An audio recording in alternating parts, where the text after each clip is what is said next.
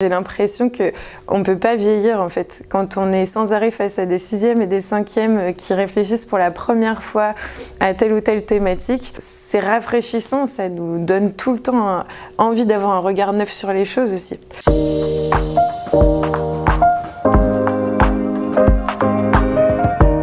Bonjour, moi c'est Anne-Sophie, je suis professeure de lettres modernes au collège pour des 6e et des 5e.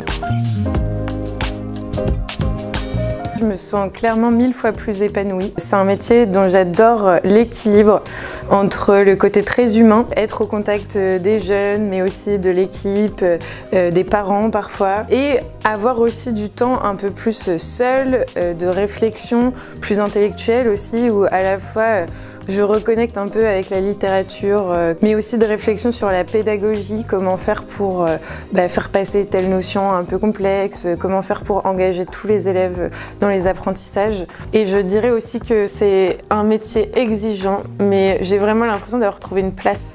Donc là, je sens que pour quelques années, c'est bon, j'ai pas besoin de trop réfléchir en fait. Je vais pouvoir mettre vraiment mon énergie et ma réflexion au service de quelque chose dans lequel je crois. Et donc le fait d'avoir coché des grosses questions de sens et de place dans le monde, ça fait que je suis certes fatiguée en dehors de l'école, mais j'aborde les choses de manière beaucoup plus sereine en fait. Et donc ça se diffuse sur le reste.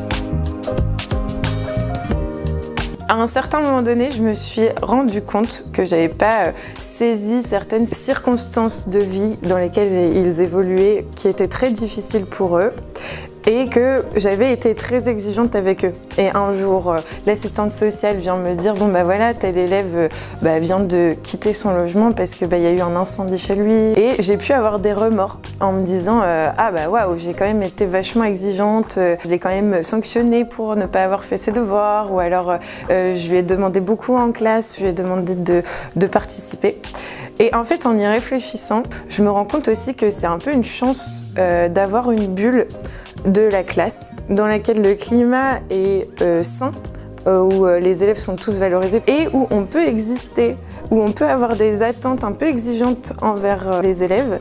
Et en fait, c'est un peu leur bulle à eux, quoi, où ils sont juste un élève comme un autre, un jeune comme un autre, qui peut donner le meilleur de lui-même comme un autre. Ça m'a fait évoluer sur mes valeurs, dans le sens où je me suis dit, mais en fait, l'exigence n'est pas forcément ennemie de l'empathie. Au contraire, parfois, donner l'espace à un élève pour qu'il donne le meilleur de lui-même, en fait, c'est aussi une chance.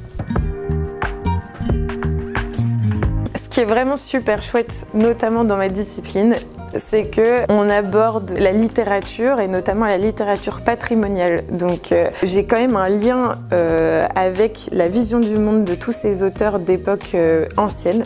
Et en même temps, tous les jours, je suis au contact des jeunes qui portent un regard pour la première fois sur tous ces textes-là, sur tout plein de problématiques diverses, sur l'amitié, sur la monstruosité, sur notre place dans le monde, sur l'écologie. Et moi, je trouve ça génial, en fait, de faire communiquer sans arrêt des visions plus anciennes d'auteurs avec la vision des jeunes, et j'ai l'impression qu'on ne peut pas vieillir en fait. Quand on est sans arrêt face à des 6e et des 5e qui réfléchissent pour la première fois à telle ou telle thématique, c'est rafraîchissant, ça nous donne tout le temps envie d'avoir un regard neuf sur les choses aussi.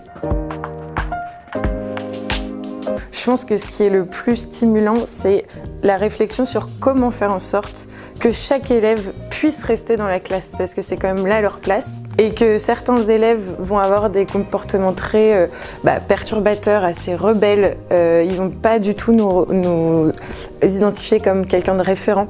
Et donc, vraiment, ce qui est stimulant, c'est de réussir à créer un lien d'une manière ou d'une autre, à trouver comment eux aussi peuvent avoir leur place en classe. Donc, il faut réussir à s'adapter tout en restant juste avec les autres élèves.